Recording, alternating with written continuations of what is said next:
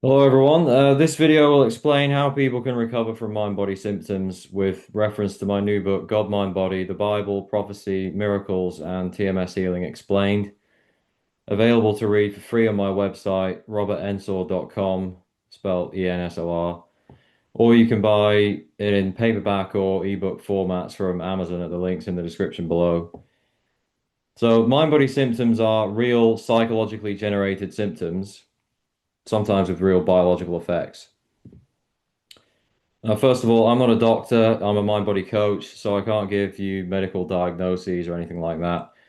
And if you have symptoms, I recommend that you seek medical attention to rule out anything serious and get proper care. So, Dr. Sarno discovered TMS back in the 1970s when he noticed that perfectionists and nice people tended to get a lot of bad backs and stomach pains. And TMS originally stood for tension myositis syndrome, but has since been updated to stand for the mind-body syndrome. Sarno reckoned that the pain was caused by repressed emotions, especially rage. So TMS includes anxiety, depression, addiction, chronic pain, including most herniated, ruptured, or bulging discs, most osteoarthritis, most stenosis, spondylolisthesis, and scoliosis, pulled muscles, partial tears or ruptures of tendons and ligaments, and repetitive stress injuries, dizziness, endometriosis, frozen shoulder, chronic fatigue syndrome, hay fever, carpal tunnel syndrome, perceived food intolerances, Raynaud's, psoriasis, indigestion, heartburn, eczema, TMJ, temporomandibular joint, insomnia, irritable bowel syndrome, IBS, brain fog, fibromyalgia, migraines, and similar conditions.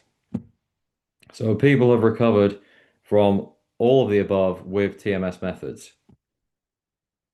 Now, I include autoimmune diseases and other chronic diseases in that bracket because people like my client Ozzy have healed from autoimmune diseases with the mind-body approach, but the TMS approach is not for everyone.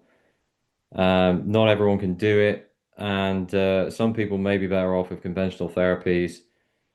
So, if you want to get off medication or something like that, you need to discuss that with your doctor. So, evidence for the mind-body link. Okay, the main one here would be the adverse childhood events study, which found a correlation between adverse childhood events, basically childhood stresses like growing up in a broken home, and parents with addiction and things like that. And there was a correlation between those kind of childhood stresses and the later development of diseases, including autoimmune disease, cancer, ischemic heart disease, and addiction.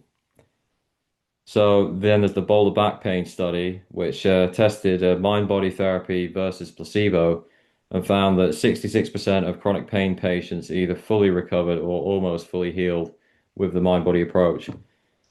So Dr. Schubiner and colleagues have also demonstrated that large percentages of people with IBS and fibromyalgia can be healed or improved with mind-body therapies. And there are countless success stories on the thankyou.sarno.com website and the TMS Wiki, the success story subforum. So, how does this work biologically? Anatomically, the brain controls the nervous system, and the autonomic nervous system controls the immune system, respiration, the cardiovascular system, the genitourinary system, the digestive system, the endocrine system. These are anatomical facts. So Dr. Sarno believed the mind can use any organ or bodily system to manifest the mind-body process, which I agree with. Um, but we need to understand that you cannot feel pain without a nervous system. Right? There are some paraplegics that, when if they get a serious injury, like a stab wound even in their legs, they don't feel anything because the nervous system isn't firing down there. So the nervous system is essential to feel pain, but the brain merely reflects what is going on in the mind. So false beliefs about health and fear of symptoms are the causes of TMS. And these fears and false beliefs manifest via the brain and the nervous system in the body. So this is called a nocebo effect. A nocebo effect is negative expectations about health leading to negative health outcomes. The flip side of that is the placebo effect, which occurs when people really believe that a given modality is going to work. And even if that modality isn't actually healing anything on a physical level, you know, quite often, if there is enough belief, people's symptoms will improve anyway, simply through the sheer power of belief and suggestion. So there's certain questions you can ask yourself to build up a kind of evidence base. Um, do symptoms worsen the more you worry about them? Do they get worse the more attention you give them? Did they get worse after a bad or scary diagnosis? Do symptoms get worse when you believe they will get worse, when you expect them to worsen? And when you do something you believe is going to help, does that improve the symptoms? During periods of inactivity, such as holidays, retirement, or unemployment, do symptoms get worse or do they develop then? These are the kind of questions that you can ask yourself to build up a kind of evidence base. So there is something inside of everyone that wants to mess us up, a mental factor that generates false beliefs and fears and mind-body symptoms and addictions. I call this the deceiver. The deceiver is an inner personality.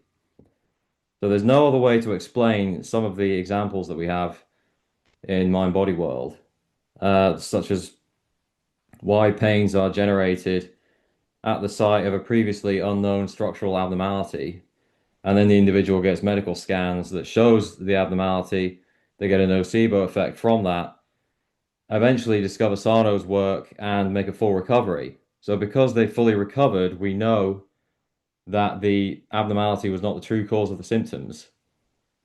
And yet something inside of them chose to spark off symptoms at the site of this physical abnormality, knowing that it would elicit a huge fear response and thereby worsen the symptoms. There are other examples, such as people with food intolerances getting reactions when they have unknowingly consumed a problem food. There's no other way to explain some of these things and to fully understand TMS without recourse to the concept of an inner personality that is trying to basically trick people. I've referred to the principle of normal abnormalities, and basically, there's a lot of scientific evidence for this. So there are people with osteoarthritis, torn rotator cuffs, and herniated discs who have no pain or disability. And then there's what I call the principle of painful normalities, which is that this is about people with no structural issue whatsoever who are in agony. And this is because the pain is mostly neuroplastic. So another example is that most people with food intolerances, when they go in for medical testing, nothing shows up on the allergen tests. Real food allergies, however, can be more dangerous. So the deceiver can also go fishing in the absence of a proper understanding of TMS. The deceiver can generate symptoms out of the blue.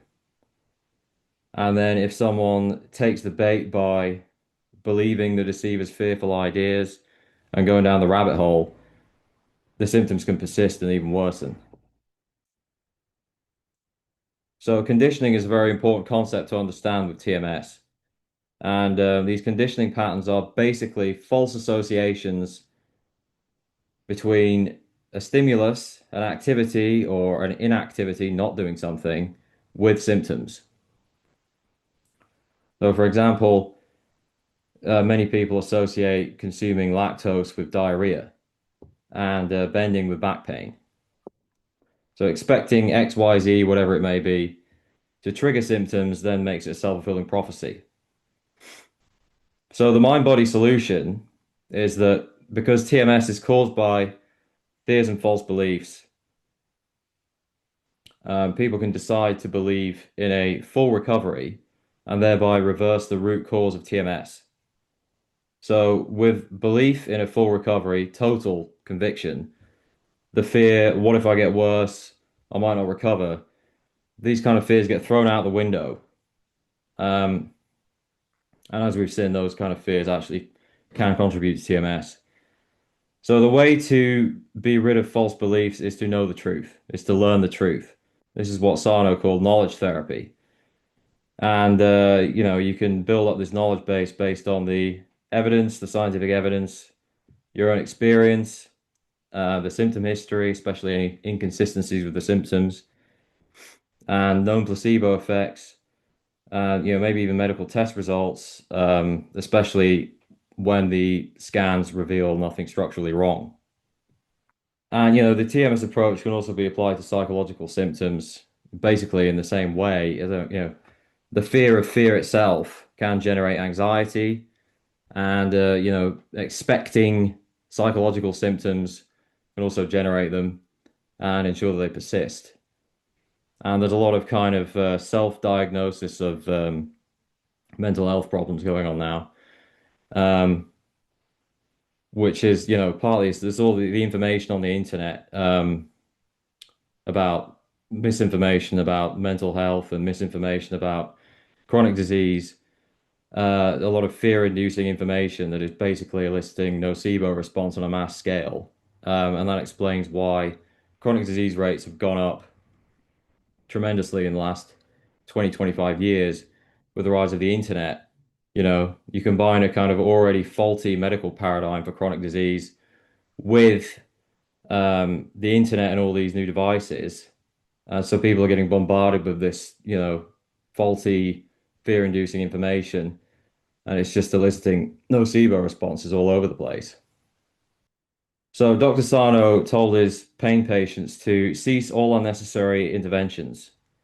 And common ones are vitamins, supplements, stretching, herbs, elimination diets, meditation, and journaling. And he also told people to resume normal activities when they're ready. And, your understanding of TMS is high and the fear level is under control. And you really understand, what's going on. So stress does play a role in illness, but it is secondary to fears and false beliefs. And as awareness of stress and the role of stress in disease has risen, so have rates of chronic disease. So to some extent, the belief that stress makes people sick is a self-fulfilling prophecy. And conscious factors like fear and beliefs trump unconscious emotions, which are really hard for people to understand. I mean, a lot of people really struggle to figure out their unconscious emotions. So it's not ideal to make a therapy hinge upon that. And most of Dr. Sarno's patients didn't do thorough emotional work. And, the ones who accepted his diagnosis fully, most of them healed anyway. So emotional work, by which I mean emotional expression, journaling, even psychotherapy, is mostly unnecessary when it comes to TMS. So somatic tracking and journaling do work when people really believe they will work, but they're largely relying on placebo effects. So somatic, but not exclusively relying on placebo effects. So somatic tracking also associates symptoms with reduced fear levels. So people get relaxed with their symptoms. And that can help as well because it's overcoming the fear. But when people don't believe in a mind-body connection, they don't believe journaling or meditation is going to help them with their physical symptoms, then they can do all the journaling, emotional expression they like, and they don't really get anywhere. So the mind-body methods themselves are driven by fear, and it's the same fear which creates the symptoms. People are obviously afraid of symptoms to be engaging in these methods, otherwise, why would they bother? Unless there was a fear that, if I don't do this, I might get worse, or I might not heal. And, this is the same fear that actually generates mind-body symptoms in the first place. So you can see how results have been uneven with the mind-body methods. So resuming activities gives evidence, and when it's done successfully, it builds belief, and then that provides more evidence because, you did this new activity and there was no symptoms or less symptoms, and that, in turn improves the symptoms and builds more belief. So it becomes a feedback loop. So fears can be present in the mind once there is a full belief in recovery. All that is needed is to not let the deceiver change your mind. So it's easier to do that by ignoring, fear of symptoms when they're properly understood and shifting focus to something else like the present moment or work or something more interesting. And, it's easy. The reason for this is that it's easier not to believe someone when they're not in your face 24/7. So sometimes, but not always, there are unconscious reasons for sickness. So sometimes, not always, there's a lack of will to heal because some people feel undeserving of health. They don't feel like they deserve to be well. And the way around this is to basically decide to share a success story or do something else good with their health once they're fully recovered. Or just do something that they really want to do to basically boost the motivation to heal. So Jesus summarized sickness and recovery in a single sentence when he said, "According to your faith, be it done to you." Because TMS ultimately all comes down to the beliefs. There's more anecdotes, science, and detail in the book Godmindbody, which is free on my website, robertensor.com. Thanks for listening.